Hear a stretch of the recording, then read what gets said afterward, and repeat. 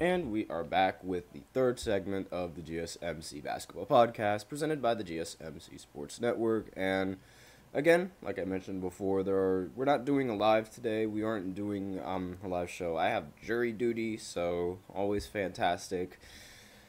I really wish I could have done the live show, and I guarantee you that at the time of my live show, that let's say for example at 12 when this is usually supposed to air.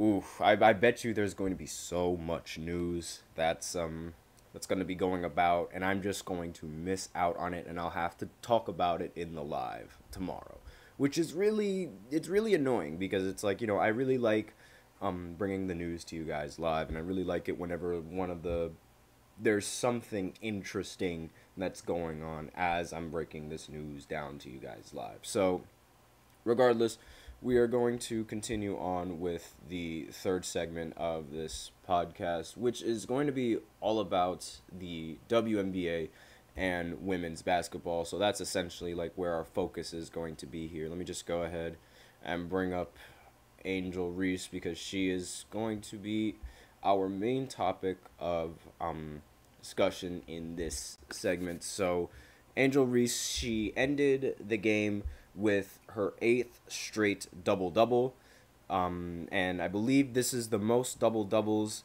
that a rookie has had in their entire WNBA season. So it's very impressive, the work that she's doing. She also became the first rookie, I believe they showed this stat on the TV while she was playing. She became the first rookie since A'ja Wilson to record 25 points and at least 15 rebounds. So all props to her. She's a fantastic basketball player. She might have a bit of an attitude problem, but that doesn't mean that she can't hoop. And a lot of people need to start realizing that. Now, another thing that people also need to start realizing is how bad the Fever really are. I mean, the Sky, they were down by a considerable amount of points in this game, and they ended up coming back, all because the Fever just couldn't score in the fourth quarter. I believe they only scored 15 points in the fourth. I'm just going to go ahead and check just to make sure. And yes, they only scored 15 points in the fourth quarter, and Angel Reese scored that many points in the fourth quarter. So that's basically all that you need to know, and how they were, and that's really the main catalyst and the biggest reason why they ended up losing this game. They were up by so many points, and then they just slowly down the line they just couldn't keep up. Now, why couldn't they keep up? The coach. Now, we're going on a rant with the Indiana Fever again because I cannot stand just how horribly the Fever have been this year. I can't stand how bad the rest of the players have been. Aside from Caitlin and that center on the team, Boston, I believe that's her name. This Fever team has been terrible. And oh my gosh, I have a headache. I get headaches just watching them. I have no idea why they can't run an offense. I have no idea why they just cracked under this pressure. In fact, one of the biggest reasons why I think that this season is it's a little bit of a problem for the Fever is because the coach, I kid you not, the Fever's coach is ruining Caitlin's career. Straight up ruining her career. There will be times where she would go on a run, hitting three-pointer after three-pointer after three-pointer, all by herself. And then after they realize that, okay, she's hitting shots, they pull her out the game. Why do you pull Caitlin out of the game when she's hitting her shots? She's lost all the confidence in her jump shot. Late in the game, I was expecting, the game was close. The game ended with a final score of, I believe, 88-89. I'm just going to go ahead and 87-88. Okay, I was 1 point off. Oops. But the Fever, they needed one bucket in order to tie the game. They needed one bucket in order to win the game for a majority, for the final minute of the fourth quarter. And I was expecting Caitlin to be the one to shoot the ball.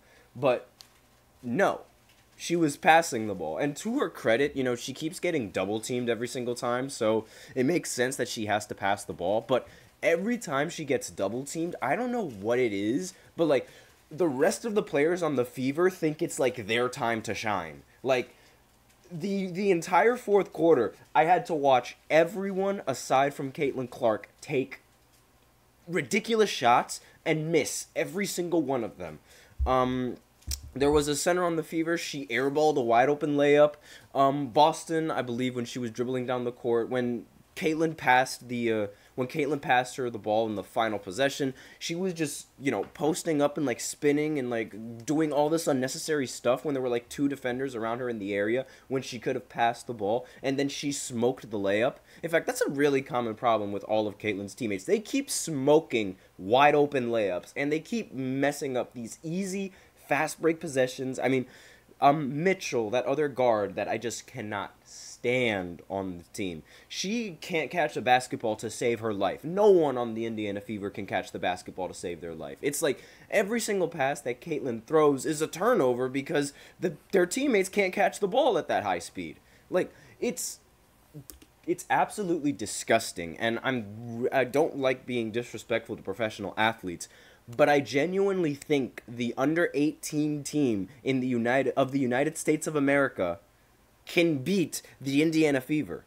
Like, that is how bad the Fever have been playing. That's how terrible the team has been. And it's like, I really don't like getting this disrespectful, but like, it's a huge problem.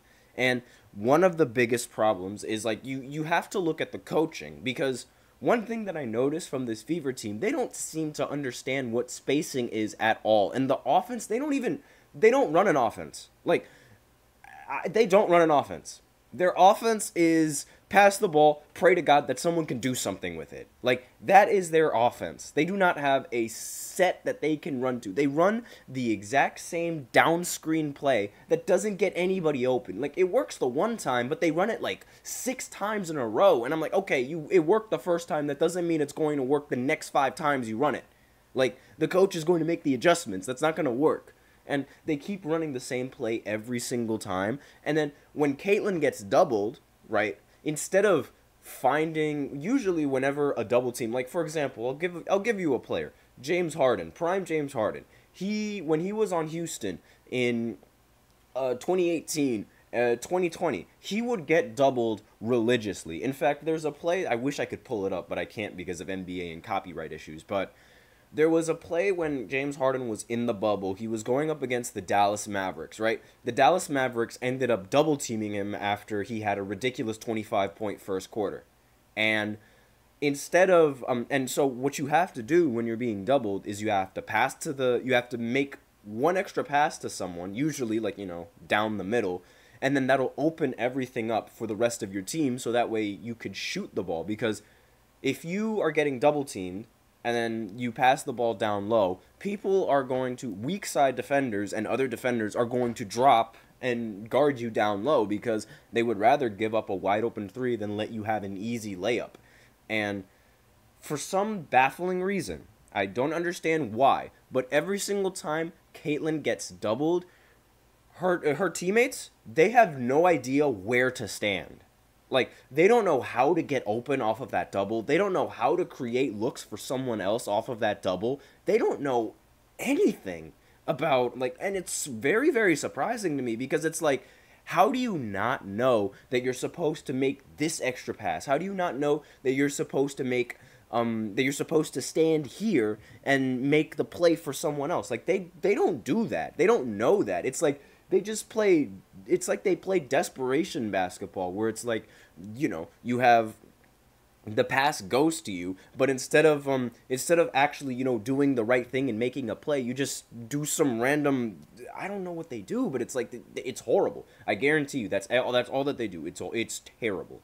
And it's really annoying to watch because it's like, these are professional athletes, and these professional athletes are, not only are they not being coached properly, but they don't know where to position themselves. And I'm like, okay, I understand that coaching has a lot to do with that, a lot to do with positioning. But as a basketball player, you don't have that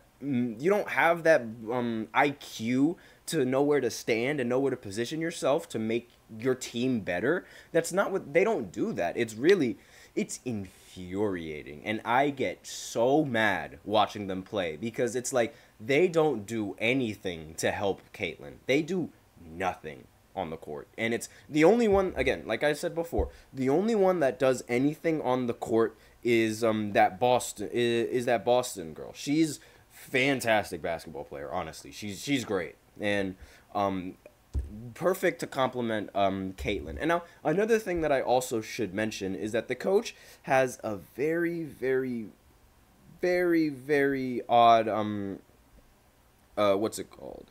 I completely forgot what. Oh yeah, Erica Wheeler. For some reason, she's on a max, and like she's on a max contract in the WNBA, and the coach cannot stop playing her. And for some reason, she's averaging 4 points per game, and she's on a max. So I'm just going to throw that out there. Like that is a Marcus Morris. That's a Marcus Morris situation right there. Like similar with Ty Lue and Marcus Morris. But yeah, so the teammates are bad. The coach is even worse. And that ultimately just makes everyone else's life easier when trying to stop the fever because the team can't position themselves properly. The team doesn't know where to stand. It's really, really bad basketball that they play. And this coach is going to ruin Caitlin Clark's career if she continues to be her coach. Because, just to recap, has no idea where the players need a position, always pulls Caitlyn out the game because for whatever reason, like she is trying to turn Caitlyn into the average WNBA guard. That is not what she is. That is not what she is whatsoever. Now, what else does she do? I mentioned she pulls Caitlyn for whatever reason. She makes Caitlyn stand in the corner, and I don't know what for. And let's see what else. She also keeps giving Erica Wheeler so many minutes when she doesn't even deserve all of those minutes. In this, I don't care that she's on a max. Averaging 4 points per game is horrible. Like, no, I don't understand why that happens. And she restricts Caitlyn's minutes. Like, again, Caitlyn can run and play for 40 minutes. Use that. And another thing is that the coach doesn't understand pacing. I mean, when she was on Iowa, she could run like at a really, really fast pace, and she could continue to run at that fast pace like in real life, and well, not really in real life. That's funny.